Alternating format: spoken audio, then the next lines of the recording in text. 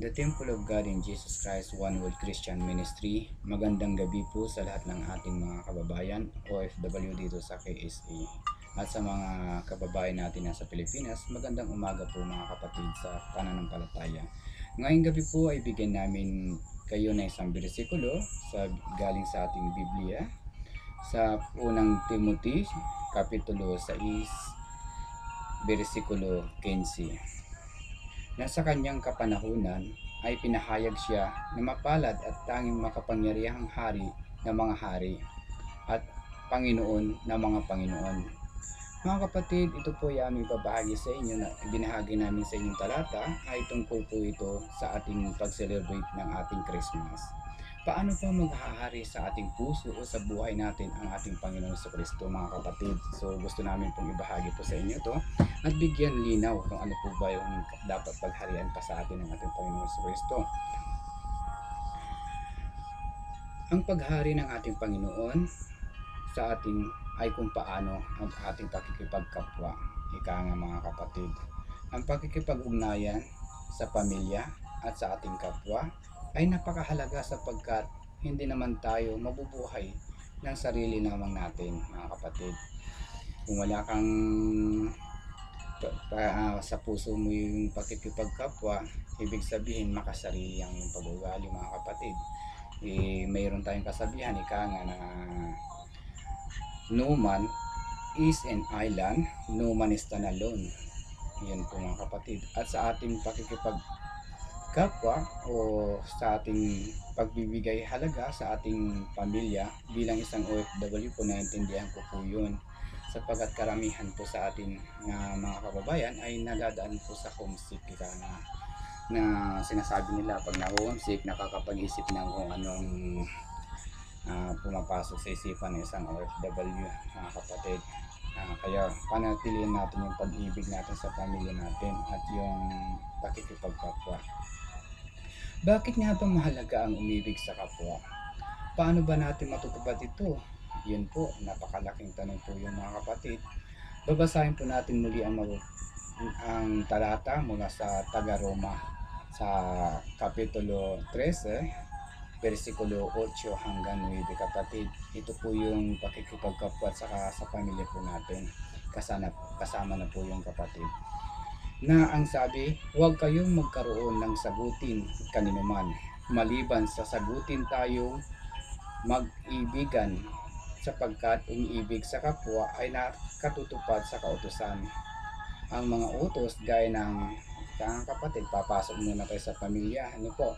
Huwag kang magngangalunya, huwag kang papatay, huwag kang magnanakaw, huwag kang mag-iimbot, at alinmang mga utos na gaya nito ay nabubuo sa ganitong pangusap. Ibigin mo ang iyong kapwa gaya ng iyong sarili. Love your neighbor as you love yourself. Ito ay hindi lamang isang pangungusap kundi isang kautusan na dapat mong gawin. Ang sabi sa versikulo Roma, Kapitulo 11 hanggang sa 12, mga kapatid. Dapat ninyong gawin ito sapagkat alam ninyong panahon na upang gumising kayo sa pagkakatulog.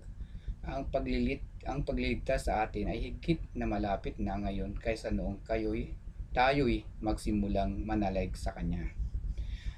Namamaalam ng gabi at malapit ng lumawanag. Layuan na natin ang lahat ng gawaing masama at italaga ang sarili sa paggawa ng mabuti. Kung sinabi niya ito noon na malapit na ang pagliligtas, paghukom ay mas higit na malapit na tayo ngayon. At sa tuno po, sabi nga ni Apostol Pablo, ay mahigpit niyang pinagbibilin o pinapayo na dalyan natin gawin ito. Siya nga naman, dahil baka mamaya ay bigla na lang tayong mamamatay. Huwag naman sana ay wala na tayong panahong humingi ng tawad sa ating kapwa o sa ating pamilya kung tayo may pagkakasala po, mga kapatid. At sa Panginoon, kaya ngayon ay gawin na natin ang mabuti, ipakita natin at dating pag-ibig sa kapwa. Paano ba natin ibigin ang ating kapwa? Marami pong paraan kung paano natin ibigin ang ating kapwa, mga kapatid. talakayin ay ilan lamang sa mga ito. Unahin natin ang pag-ibig sa asawa, mga kapatid. Ika nga, bago mo ibigin ang iyong kapwa, ibigin mo muna po yung asawa mo. Kasi kung sinisikap mong umibig sa iba, mahirap po yun. Kasi bilang OFW, ika nga, sabi ko nga sa inyo, minsan nadadala tayo sa tukso, lalo sa napapansin ko po, maraming pinapanood, marami pong website na napaglilibangan ng OFW. Minsan po nanonood sila sa website na yun at nakikipag-chat na rin po. So sana po maiwasan po natin yung mga kapatid na madala tayo sa tukso ng relasyon, ika nga kapatid. Kaya kung ikaw ay may asawa, huwag ka na makipagrelasyon sa iba sapagkat ang pangangalo niya ay kasalanan na kinamumunhian ng ating Panginoon Hesus. Di po ba mga kapatid? Ito ay pagtataksil at pagkawalang galang sa asawa. Hindi lang sa asawa, kundi buong pamilya. Sinasaktan mo hindi lang ang damdamin ng iyong asawa, kundi ang damdamin rin ng iyong mga anak. Sinisira mo ang tiwala ng iyong pamilya, pati na rin ang iyong kapwa. Ano po ba ang tagubilin para sa mag-asawa sa aklat ng Efeso, Kapitulo 5, versikulo 21? Pasakop kayo sa isa't isa gaya ng iyong paggalang kay Kristo. Hanggang sa verse 22, mga babae, pasakop kayo sa inyong asawa gaya ng pagpapasakop ninyo sa Panginoon. At sa mga lalaki sa verse 25, ang sabi ay, mga lalaki, ibigin ninyo ang iyong asawa gaya ng pag-ibig ninyo kay Kristo sa Iglesia.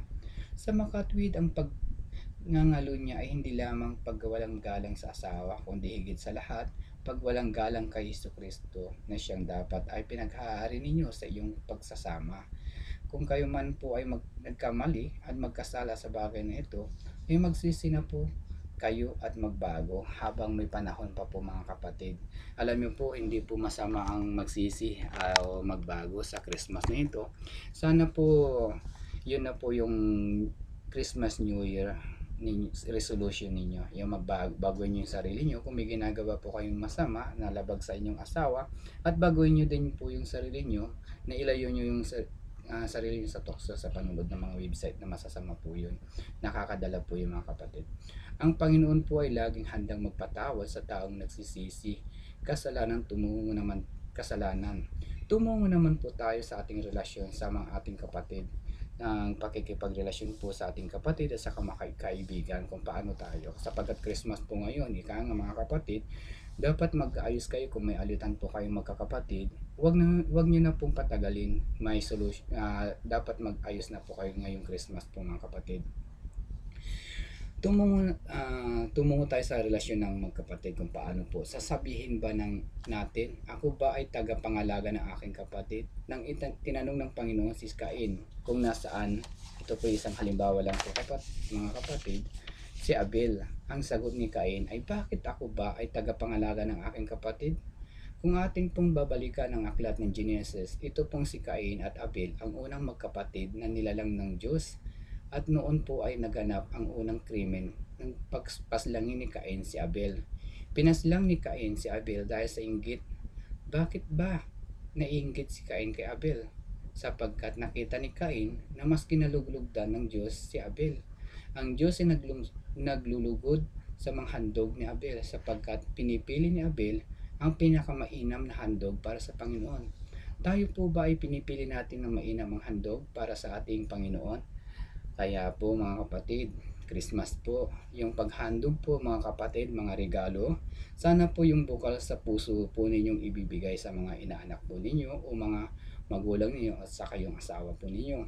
Yung handog po, yung special din para sa inyo. Ituring nyo po na yun po ay regalo para sa inyo rin po. Para kagalang-galang, karipe-respeto ang yung regalo. Hindi lang po yung ibibigay nyo porque mumurahin, basta makapagbigay lang regalo. Ay hindi po ganun po mga kapatid. Dapat galing sa puso ang iyong bibigay na handog o regalo sa inyong mga inaanak o mahal sa buhay mga kapatid. Balikan po natin si Cain. Sa halip na gayahin niya ang kapatid niyang si Abel sa paghandog, ay pinatay pa niya ito. Pinatay niya si Abel dahil lamang sa inggit. Kaya po, ang marami pong nagagawa po inggit mga kapatid. Iwasan po natin po yun. Yun po ang unang-unang baguhin po natin ngayong Christmas po. Huwag po tayong mainggit. Kaya delikado po tulad ni Cain, napatay niya po yung kapatid niya. Dahil lamang sa inggit, di po ba? Ito po ay pangyayari ng una pang panahon na hanggang ngayon ay nangyayari pa rin dahil ang tao ay makasalanan. Maraming nagpapatayan dahil sa inggit. Paano ba nating iibigin ang ating kapatid? Sasabihin mo bang bakit ako ba ay tagapangalaga ng aking kapatid? Ang sabi sa Proverbs 17:17 po, Kapitulo 17, versikulo 17, a brother is born for adversity, na ang ibig sabihin ay bilang isang kapatid, nilalang ka upang sa oras ng kagipitan ng iyong kapatid ay may katutulong sa kanya. Mayroon siyang matatakbuhan at may magtatanggol sa kanya. Mababasa din niyo po yan sa Kawikaan 17:17 po. Makikita niyo po yan. Kawikaan Kapitulo 17, versikulo 17, pareho po yan. Ganon din dapat siya sa iyo. Kaya huwag po tayo makipag-away o makipag-alitan sa ating kapatid. Mahalin po natin ang ating kapatid. Minsan may mag-aaway na magkapatid, sila ay nag-alitan at nagkakasakitan ng damdamin. Parang ayaw magpatawaran at sa halip ay magpapataasan pa sila ng pride. Pareho po silang Kristiyano at aktibo sa Bible study. Ako po ay namagitan sa kanila, kinausap ko yung isa at kung ano yung sinabi ko sa kanya ay ganun din ang sinabi ko sa isa. Alam mo bang hindi natutuwa ang Panginoon sa nangyayari sa inyo? Pareho lang kayo ng sinasabi laban sa isa't isa. Kung iniisip mo na siya ang may pagkakamali, ay unawain mo na lang ito at ikaw na lang ang magpakumbaba. Humingi ka ng tawad. Kung walang magpapakumbaba sa inyo, ay hindi na kayo magkakaayos niyan. Sino ang matutuwa sa sitwasyon ito? Ang dyablo. Di po ba mga kapatid? Alam ng dyablo na kayo ay lumalapit sa Diyos at gustong magpakabuti, kaya di niya ito nagugustuhan. Ayaw ng dyablo na matuwa ang Panginoon, kaya hahanap siya ng pagkakataon na sisirain kayo at sisirain niya ang relasyon ninyong magkapatid. Sa uli ang magkapatid ay natauhan dahil sa aking sinabi mga kapatid na nagpatawaran at nagyakapan. Alam niyo po kasi walang imposible po mga kapatid, bago ka po magbigay ng advice sa inyong bina-Bible study anong may isang problema, dumalangin ka muna sa ating mga Panginoong Jesucristo at hingin mo ang nagabayan ka sa pag-advise sa kanila at ibibigay sa iyo ang mabuting espiritu po para makapagbigay ka ng maayos na payo sa mga kapatiran po. Kaya kapag ang tao ay nagkasala, ang diablo ay nagsasaya. Natutuwa siya at kung wala si Kristo sa inyong sarili at hindi siya ang naghahari sa inyong pagsasama o samahan, ay malaki ang pagkakataon na si diablo maghahari sa inyong pamilya po o sa inyong puso, sa inyong pakikiusap o sa mga gawain niyo. Minsan nandiyan ang diablo, dinidisturb po kayo. Ganun po yun. Gusto nyo ba iyon? Gusto nyo po ba iyon? Paano naman po ang pakikitungo natin sa ating kaibigan o sa iba pang tao? Ang sabi ng Mateo Kapitulo 7, versikulo 12, gawin mo sa iba ang gusto mo nilang gawin sa iyo. Ito ay katumbas ng ibigin mo ang iyong kapwa gaya na iyong sarili. Ang tao ay likas na makasarili. Ang gusto mo ay nasa iyo na lahat ang mainam at magandang bagay. Kung hindi ka marunong magbahagi nito o mag-share sa iyong kapwa, ang iyong pagkamasarili ay nagiging isang kasalanan. Gusto mo bang ikaw ay nirerespeto ng iyong kapwa pero di ka naman marunong magbigay ng respeto sa kanya? Ayaw mong dadayain ka ng kapwa pero dinadayang mo naman sila. Ayaw mong ginigit ka sa kalsada pero nanggigit ka naman sa kanila. Huwag po natin gawin ang ayaw nating gawin ng iba sa atin. At kung sila naman po ang gumagawa ng masama sa atin at silang nag-aaway sa atin, ay ano po ang ating gagawin? Ang sabi nga ni Jesus sa Mateo Kapitulo 5, versikulo 44, ibigin mo ang iyong kaaway at idalangin ninyo ang mga umuusig sa inyo. Mahirap po ba itong gawin, mga kapatid? Naidalangin natin ang mga kaaway natin at pasensya po laging nangunguna po sa atin para makasunod po tayo sa kagustuhan ng ating Panginoong Kristo. Alin po ba ang mas madali? Awayin ninyo rin ba ang mag-away sa inyo? O gagawin nyo rin ang kanilang ginawa sa inyo? Kung magkagayoy, wala na rin kayong pinagkaiba sa kanila. Marami na rin po tayong narinig na testimonya kung paano ang isang Kristiyano humaharap sa kaaway. Paano nga ba dapat harapin ang kaaway? Hayaan ninyo silang sumigaw at magalit. Pigilan mo ang iyong sarili. Kung ikaw ay may sasabihin at katwiran, ay magsalita ka ng malumanay at may pagkakumbaba. Bago po kayo sumagot kung may nag-aaway po sa inyong kapatid, lagi kong sinasabi, manalangin po tayo ng taimtim sa ating puso at gagabayan ka kaagad ng banal na espiritu ng Diyos, mga kapatid. Totoo po yan. At pagkatapos nito ay idaan ninyo sa lahat ng panalangin. Sabi nga kapatid, panalangin talaga. At kung isa naman po kayo doon at nais ninyong magbago, may mga payo din po para sa inyo. Sa huli, tandaan po natin ang sabi ng ibigin mo ang iyong kapwa gaya ng iyong sarili. Kung atin pong titimbangin ay napakabigat ng ibig sabihin ng isang pangungusap na ito, sapagkat dito ay napapaloob ang maraming kautusan higil sa iyo. Pakikipagkapwa, ang sabi ng pagkasunod na talata ay ganito, ang umiibig ay hindi gumagawa ng masama, kanino man kahit ang pag-ibig ay kabuuan ng kautusan. If you love someone, you will never him any wrong. To love them is to obey the whole law of God. Ngunit hindi tayo makatutupad sa kautusan kung hindi si Kristo ang maghari sa ating buhay. Sinabi ng verse sa 1 Roma 14, ang Panginoong Hesukristo ang paghariin ninyo sa inyong buhay at huwag paglaanan ang laman upang bigyan ng kasiyahan ang mga nasa nito. Kailangan mong si Hesukristo ang maghari sa ating buhay. Nang sa gayoy, madali na sa atin ang umibig sa kapwa. At bakit po ba ito mahalaga? Sapagkat umibig ay nakatutupad sa kautusan. Tutupad po ba kayo dito? Mga kapatid, masarap po ang magmahal ng ating kapatid, lalo na po kung ikaw ay laging umaatin po sa gawain sa simbahan, gawain sa church po mga kapatid, at nagbabasa ka ng bersikulo o Biblia mo sa araw-araw, o kung ikaw ay mahilig lumuhod sa Diyos, sapagkat sabi nga, lumuhod ka lang sa Panginoon, lahat ng iyong problema ay masusolusyonan po mga kapatid. Ilapit mo lang sa ating Panginoong Hesukristo mga kapatid. Lagi niyong tandaan mga kapatid, mga kapatiran sa Diyos, lalo na yung mga OFW, kahit ano po ang iyong religion, huwag sana po kayo magbabago mga kapatid. Kahit makasalubong po kayo ng kababayan po ninyo, batiin niyo po siya.